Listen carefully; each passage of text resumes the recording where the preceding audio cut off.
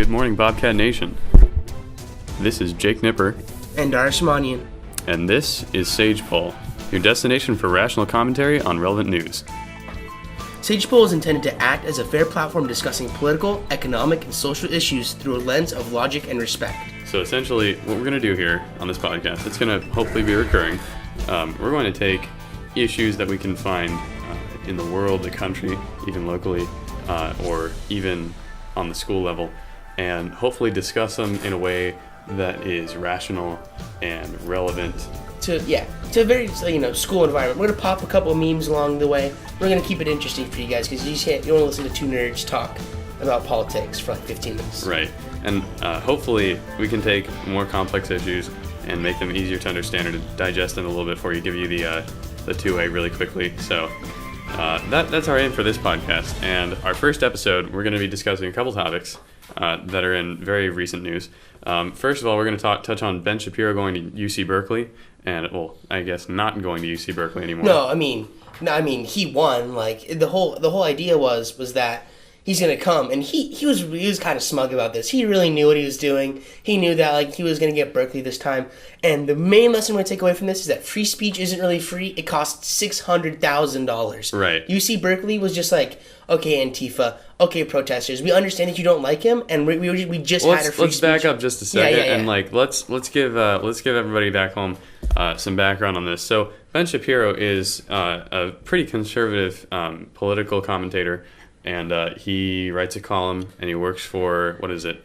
Daily. He used to work for Wire? Breitbart. No, it's either he works at The Wire, Daily Mail, and Breitbart, but two of those are previous accounts. Okay, and so he writes columns for them, and he has pretty conservative opinions, but I would in no way call him a preacher of hate speech. I've tuned into one of his podcasts, his most recent one, and I've dug around on his Twitter for a while. He has pretty valid opinions. They may not align with what you or I agree, like you or I. But it's free speech nonetheless, and that's the point. And it's valid free speech. It's not exactly. hate speech. It's just a differing opinion on social and economic issues, which is perfectly fine. I think that's what this country kind of stands for. And without that, we would be missing an integral part of developing of the American political demographic. Right. And so I think a really relevant way to tie this back to us is that we're all going to college. Us seniors, I should say. That's really so. Yeah. Us seniors going to college. Ben Shapiro, he tried to get a venue at UC Berkeley to speak and have a discussion and present.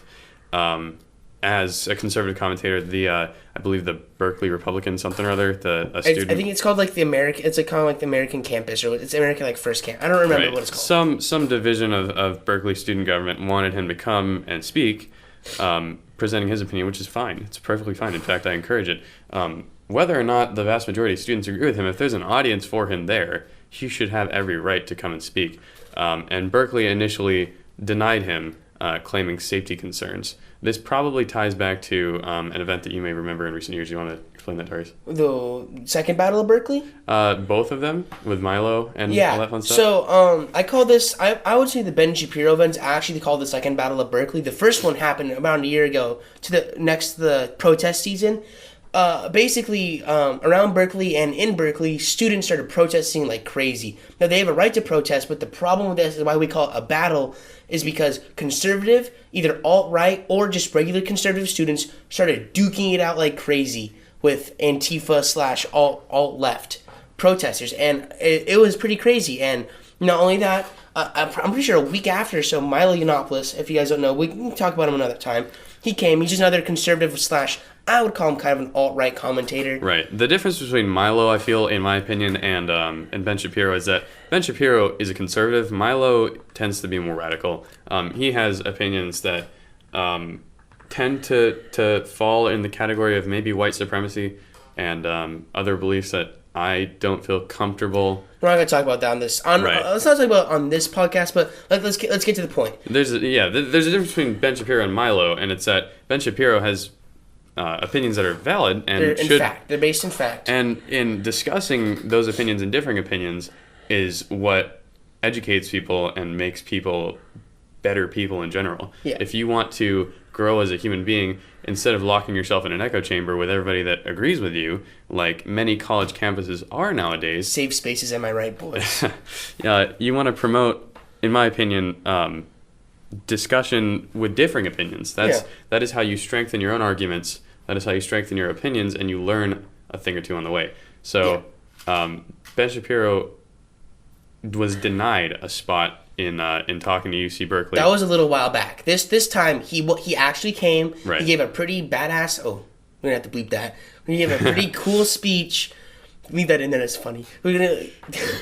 Yeah, he gave a pretty cool speech, and I watched it. It was really funny. It was really good.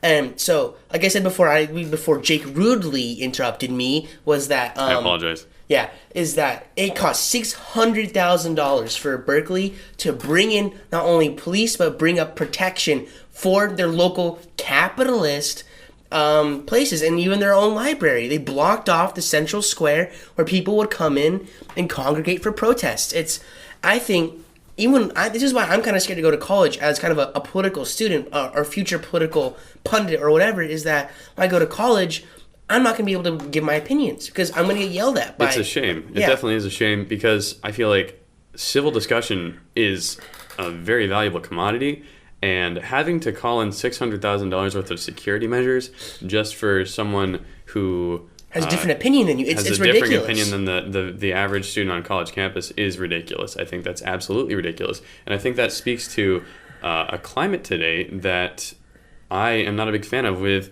the new left. I'm not going to really start preaching or anything, but it used to be a couple decades ago even that the left stood for tolerance. And if you disagreed with someone, that was fine. It was you accepted someone else's opinion regardless of your own, because that's their right.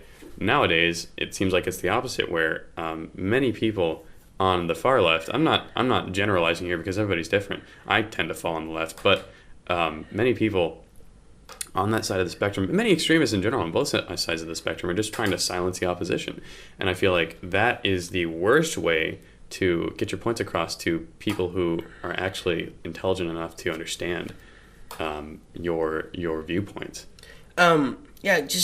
It really frustrates me because I've come into encounters where I felt like my free speech was being curbed, and like going back to the whole new left, new right, is that both sides are not good. Both sides, if you're a right-wing student here at this school and you fall into the alt-right, I would be very careful. I'm not saying you can't do that because I still respect your right to go do that. Right. But I'm warning here, be very careful because there are people that will find you, whether they are parents or whether they are students that will come here and they will find you. And if you're saying stuff like build the wall, people find a little sentence very, very offensive. People, it's outrage culture. No matter what you believe in, anybody with a differing opinion is going to point a finger and try to vilify you. And white supremacists, I think, probably should be vilified, but anybody who's just a conservative and would like to put our country first and is more of a nationalist, that's fine. That kind of opinion's valid. But just to wrap it up, just as a summary, quick recap of the events, Ben Shapiro was initially denied a seat in Berkeley to go give a speech to give a discussion, and eventually he won his case and came, but UC Berkeley had to invest $600,000 in security measures to prevent another riot like the first thing that happened with what was his name? Milo Yiannopoulos. It was Milo Yiannopoulos, and I think it might have been Ann Coulter. I'm not sure, so don't quote me on that. So these guys, last time they came, there was an entire riot, and the group that calls themselves Antifa, the anti-fascists, they started beating people in the streets, and then right-wing conservatives came and fought back, and it turned into a literal battle. This time they had to invest $600,000 to prevent that from happening, which I think is just a shame. 9 arrests were made. 9 arrests were made. That was really good. Beaten almost to death as well. But anyways, so let's move on. So I think this is like this is going back to world news, and I think this is I like to talk about this topic because honestly, my patriotism flares up. We're going to talk about North Korea and Kim Jong Un, Right, Rocket Man, And as the Donald Trump dotard. says, and the dotard. which means like elderly, Yeah, it's an antiquated insult that Kim Jong Un dug up from his old '50s encyclopedia, and threw at Donald Trump, essentially just throwing shade. It was at the UN General Assembly, correct? It was at I believe it was at the UN General Assembly, Right. which we're gonna have an episode coming up on that soon. Yeah. It's just a lot of information to parse right now. But so the thing with Kim Jong Un and Donald Trump, our two countries, obviously, if you've ever read news at all in the last couple months, years even. yeah, we've been escalating our amounts of aggression and showing a military force. Kim Jong Un's nuclear program is becoming dangerously sophisticated, and obviously the free world is not a big fan of that. Everybody, NATO, the UN, we've all put sanctions against North Korea, banning trade, import, and export. Most importantly, oil. The last time the United States banned oil exports to a country, Pearl Harbor happened. That was World War II. Right. They banned oil exports to Japan. Japan was like, no. And then they literally attacked us, and bam, America was in World War II. So, Right. So one of the sanctions that we put on North Korea was a very high restriction on oil imports, and we, as the United States, actually pushed for a complete ban on oil import. Oh, yeah. But I believe it was NATO, wasn't a big fan of that idea. Yeah. So they chose a restriction, and China was on that restriction list. Problem is, China just broke that sanction not too long ago. it's China, dude. It's also, I think, North Korea. They're fighting for national sovereignty, if you would call it that. Right. Same thing with Vietnam. The Or problem back is in the day. you can't have national sovereignty with an autocracy. It's one person making an entire decision for an entire It's country. not just that. It's the entire fact that they are the only remaining communist, and I'm going to say communist as a very antiquated ideal, because communism died with the Soviet Union. When Yeah, that fell, it definitely did. I don't think communism was ever alive in the first place. It, as an idea, was, but it was never really put into practice. I'm going to have to disagree with you there. That's a topic for a different time. Let's continue on to Right. this. I don't want to start arguing. And so when China's actually been selling North Korea oil, and that's illegal under international law because of the sanctions put against them. So I think that speaks to a couple things, and it's the lack of power that sanctions have over referendums are global just enemies. Oh my god. North Korea obviously is building nuclear weapons. That's against It's dangerous. It's that's against a lot of restrictions. Nobody's supposed to be building nuclear weapons, and it's like the same deal with Iran.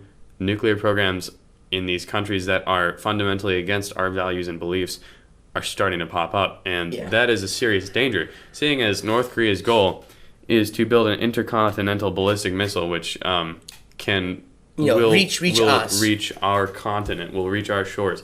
That speaks to it speaks volumes. It just speaks volumes. Yes. And not only that, people keep saying, "Oh, we'll shoot down the nukes." No, That's it's not a incredibly guarantee. difficult to shoot down a nuke. I believe the success rate with missile defense, especially like out of Australia, is like 60%. Don't quote me on that, but that's what I've heard.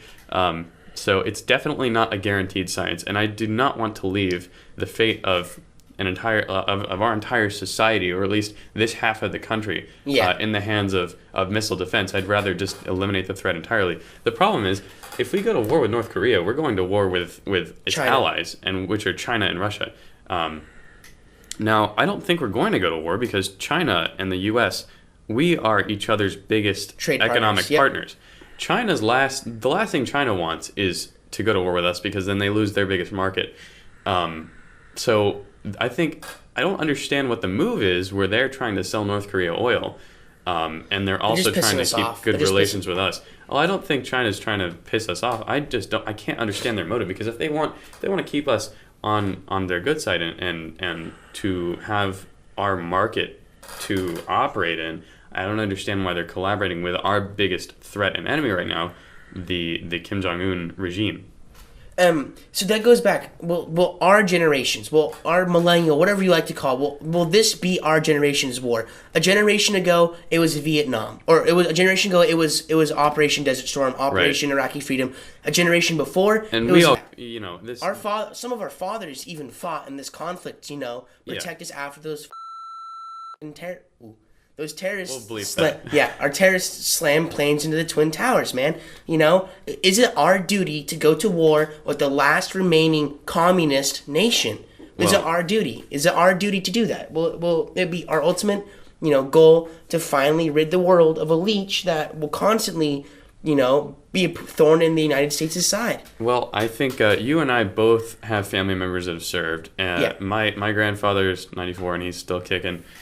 He fought in World War II in Korea, and my dad was deployed in Afghanistan for a little short of a year as a doctor over there.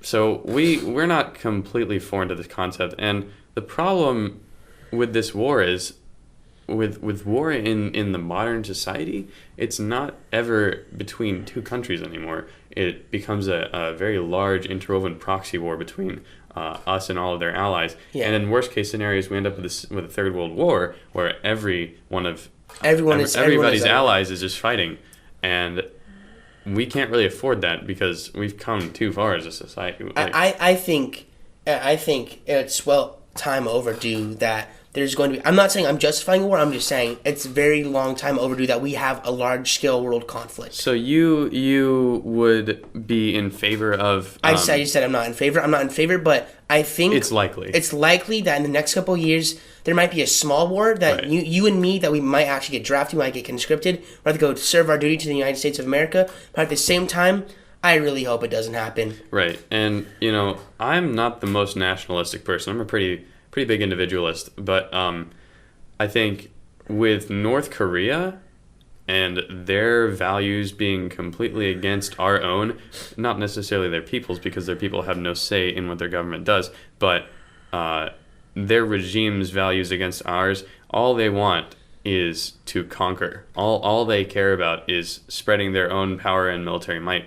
And we as a nation value individual freedom and liberty, equal opportunity, right? And they don't. It's authoritarian, and I would say every fundamental value that they hold goes against ours. So if push comes to shove, we'll have to go to war. There's no question. They are the last relic of an antiquated age. The age of the Cold War is over. This is the age of globalism, age of terrorism, whatever you're gonna say. And they're the last little thing, and if we're going to get rid of, if it's going to happen, it's going to happen, and it's either going to be 5 seconds, nukes are going to fly, or there's going to be boots on the ground for probably about a year and a half. I'm not a military strategist, but seeing as it's going to be dug in, who knows?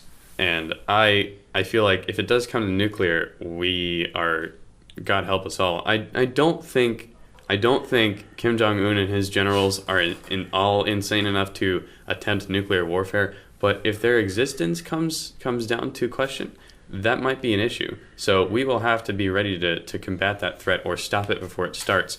And I as much as I'm against starting another conflict, it's almost inevitable with this world power. And what I'll say is this: if you notice, every world power and sovereign nation We're the only world power. We're the only world power. No, California has a higher GDP than Russia. Like that's great, but all the world powers today are all democratic nations. Who? Us, the UK. They're not a world power. They used to be a world power when they had their empire. They're the only world power back then. Save France. Us and our allies in NATO all kind of come together to create one large world power. I would say, I can see that. There's a trend there. Us and all of our allies are free democratic nations that give people liberties. And the people that are struggling to catch up, stepping on their citizens along the way, are these antiquated communist regimes that are just trying to stay relevant. Kim Jong-un and his publicity stunts are just him trying to stay relevant. He's like a child. But anyways, we're running out of time here. Yeah. I'm Darius Romanian. And I'm Jake Nibber. Thank you guys so much for listening to the first episode of SagePOL. Smash that like button. We'll see you later, guys. Thank you so much. Hope to catch you in the next one, and I'll see you later.